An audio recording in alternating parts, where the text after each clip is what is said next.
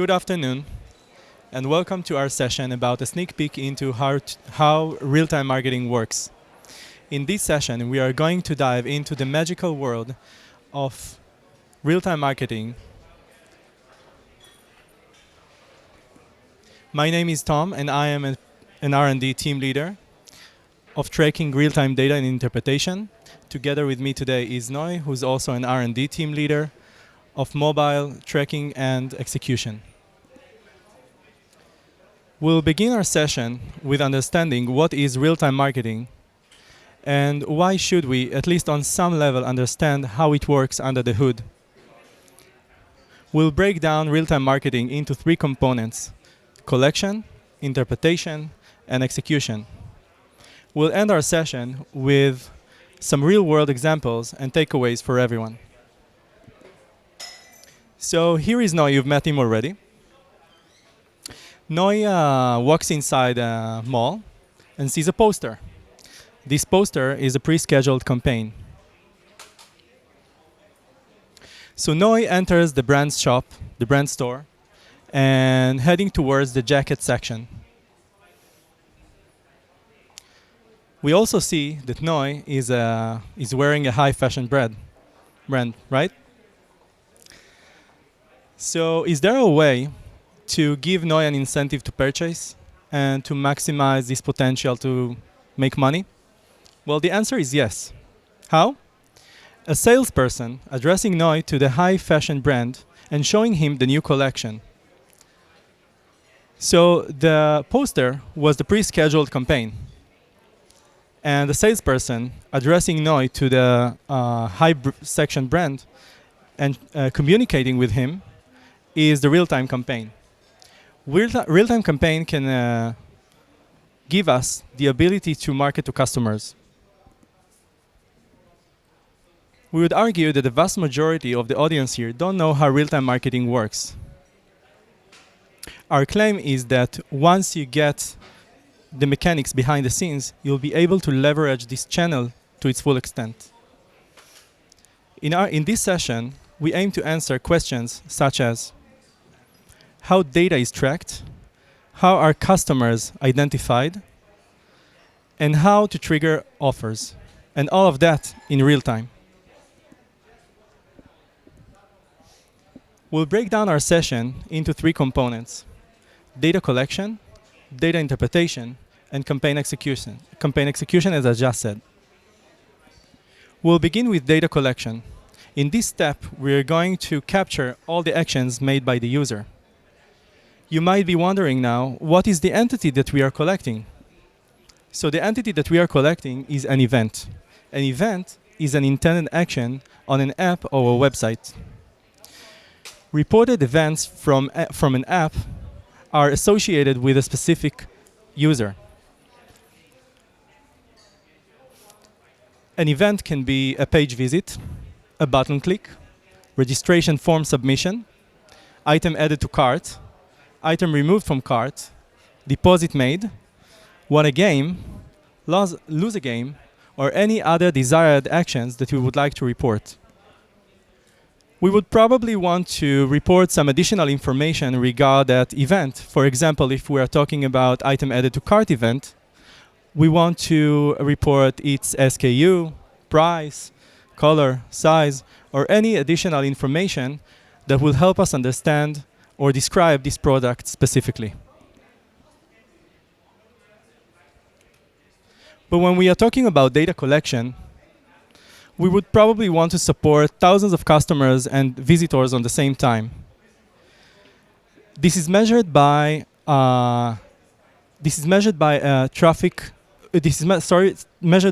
throughput. A throughput is the amount of events we are collecting on a specific time frame. It will change from lower peaks on the one hand and high peaks that caused by maybe active campaigns on the other hand. In order to support events that are made from thousands of customers and visitors on the same time, we must support unlimited throughput on a specific time frame, on every time frame, sorry. Well, it's not completely true, because unlimited is not really unlimited, because unlimited is very resourceful. Hence, we need to support an architecture that will both support average traffic rate, but also scales up when there are unexpected peaks of events. The average traffic requirement is met by maintaining a certain number of resources all the time. Then, when the system recognizes a peak, it will automatically increase its resources in order to support that peak. So now that we have collected our data, let's see how we interpret it. The difference between analysis and interpretation is that not all events were born equal. Simply counting the number of events received on a specific time is not enough.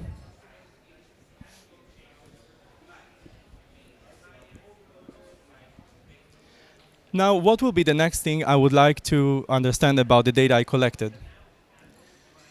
Have I seen this user before? Do we know them?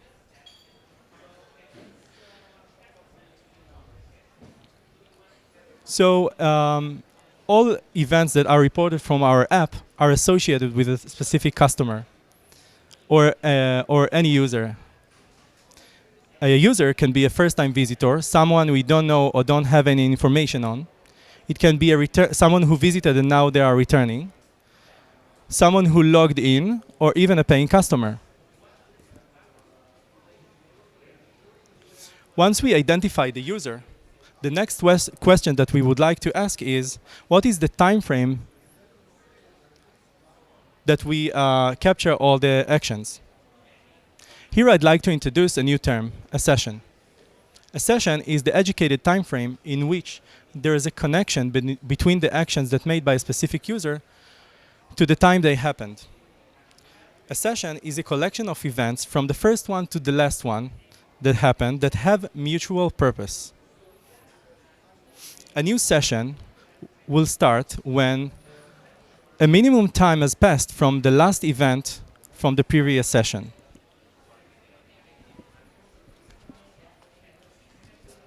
So after we have collected the data and we interpret the session, what insight can we derive? A certain session can be for browsing products or another one for making a purchase. Looking on a single event doesn't give us any context. But when we are looking on a sequence of events, we get the context. We can learn behavioral patterns such as browsing frequency, product preference, activity length, engagement, usage trends such as platform, device, or operating system.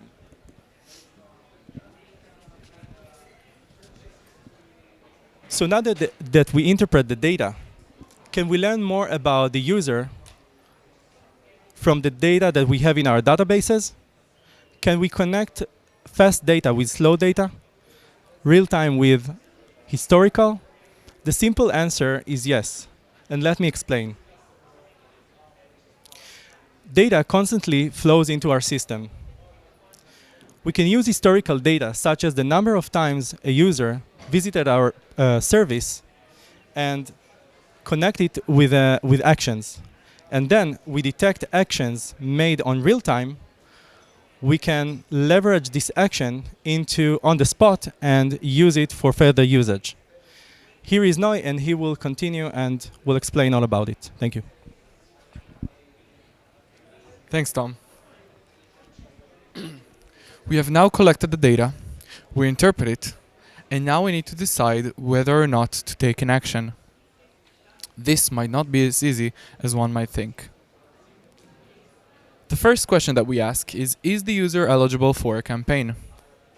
Eligibility in real-time execution system depends on the completion of a sequence of events.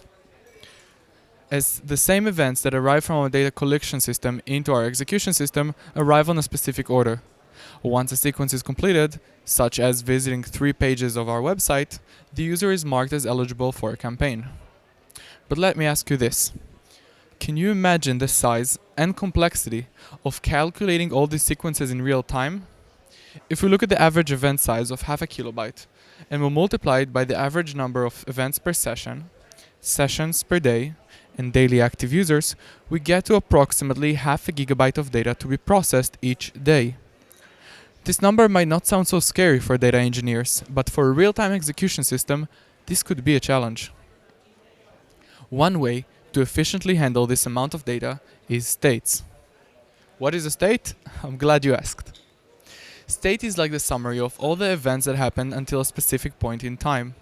If you look at this graph, user starts with a fresh started state. When the user emits event number 1, she activates transition 1 and moves into state number 1. She has a choice and she sends event number 2, which activates transition number 2 and moves her into state 2. If she have activated event number 4, she would then move to state 4. Yeah, okay, I see that you've lost me there. Let's use an example. Player 1 joins the game. She's now logging in and in the started state. And when she views the main screen of our game, she's state number 1. And she has a choice. She chooses to join the chat room, thus moving her to state number 2. When she leaves the chat room and goes back to the main screen, she moves back to state 1, and then starts playing a game and moves to state 4. As you can see, this is a memoryless system. We don't care about the past events, but only about the present. We are size efficient. State is efficient. State is small, and state is awesome. It's not a coincidence that I keep saying, keep data small. Small data is part of our key answer to the next question. How can a campaign be executed in a real-time manner? Latency, latency, latency. Latency is the delay that it takes to perform a certain action. We reduce latency through our system by performing various actions. If I'd have to sum them up into 3 main points, that would be this. 1. Minimize the size of the data that crosses your system. 2. Provide sufficient computing power and keep monitors to make sure that your system doesn't choke as more users are becoming more engaged with your app. And number 3. Use in-memory storage system. For the techies, the RAM is your friend. For the non-techies, every computer has 2 memory chips, one for the short term and one for the long. And much like us humans, it is easier for the computer to recall memories from the short-term chip. I know what you might be thinking now. I'm going to put all of my effort into reducing latency through my system, and then I can get rid of all progress bars for good. I'm going to stop you right there. Up to a certain point, latency can be fun. Reducing latency can be fun and efficient, but then it becomes an expensive tail-chasing nightmare. How many supercomputers are you willing to maintain to present $5 discount pop-ups? I didn't think that much. If there is one takeaway I want you to have from this slide, it's this. There is no real time. The question is how near real time we need to be.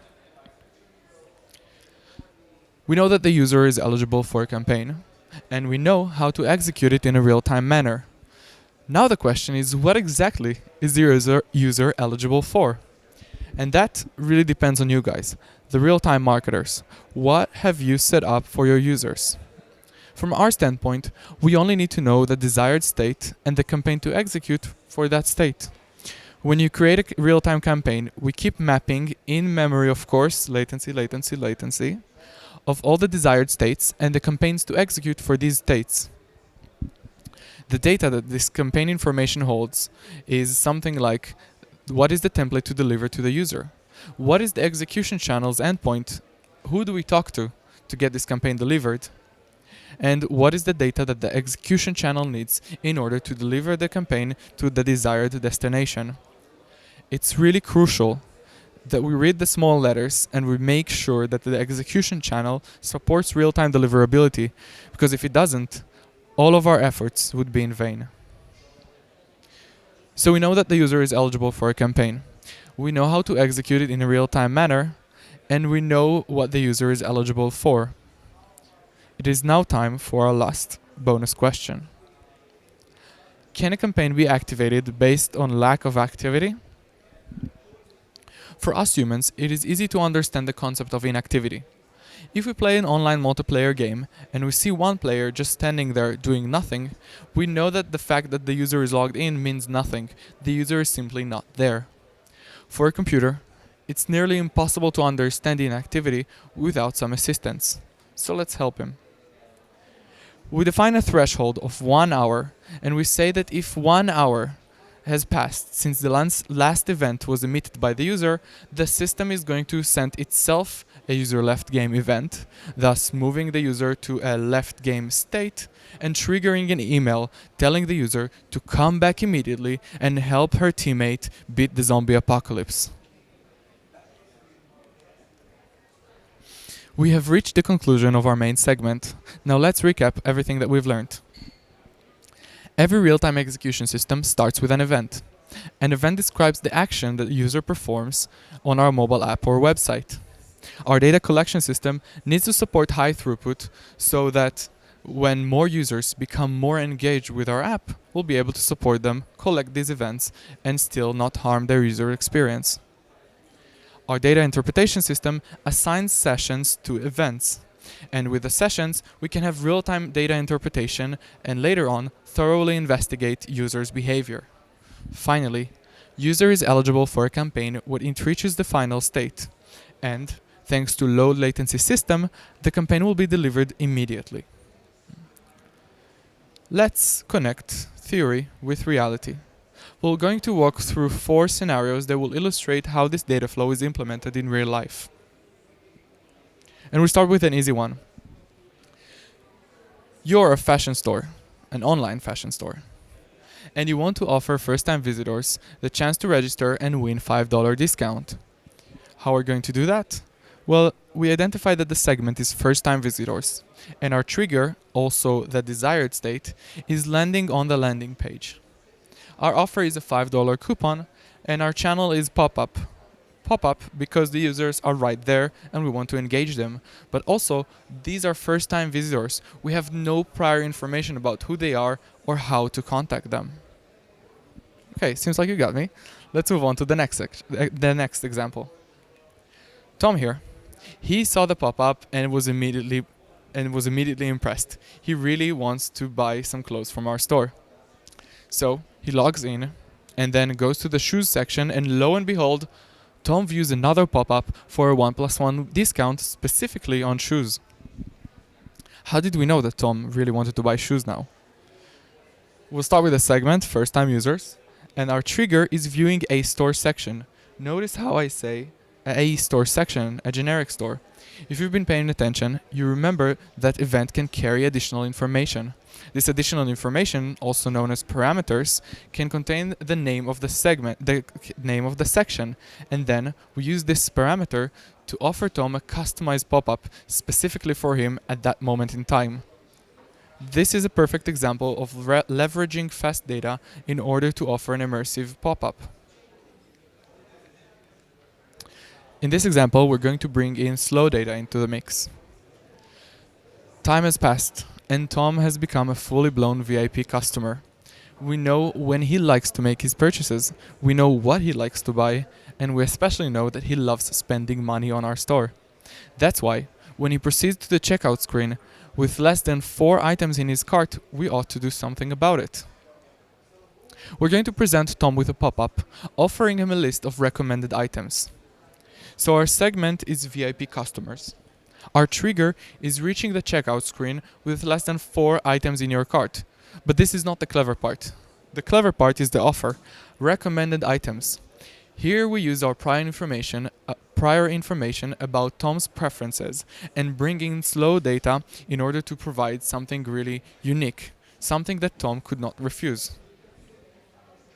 Also here the execution channel is a pop-up because Tom is right there. Unfortunately, Tom got a phone call and he never completed the purchase. And 4 hours later, we understand that he's not coming back. Luckily for us, we have attended a real-time marketing workshop, and we know that we can tell our system that after 4 hours of inactivity, 4 hours after sending the last item added to cart event, we can trigger ourselves with the cart abandoned event, move Tom to the state of the cart abandoned state, and then send him an email asking him to please, Tom, come back. Thank you, Noy. So To wrap it up, hopefully now you get the basic understanding of what is real-time marketing and how it works under the hood. Ideally, you would be able to create campaigns based on real-time actions. You'll be able to catch users on the spot. You'll be able to take advantage actions and making the most out of it. We saw that we can actually target unidentified users, whether they are first-time visitors or returning visitors, and we can leverage their behavior into actual conversion. By tracking an enormous amount of data of visitors and customers, we have insights. Those insights are improving our segmentation. We have scheduled campaigns of these common behaviors. So we can take those common behaviors over time and include them in real-time action. By including real-time actions with our historical data, we can make our campaign precise. Thank you very much for listening. Have a great day. And if you have some questions for us, we'll be here to answer in the following 4 minutes. Thank you.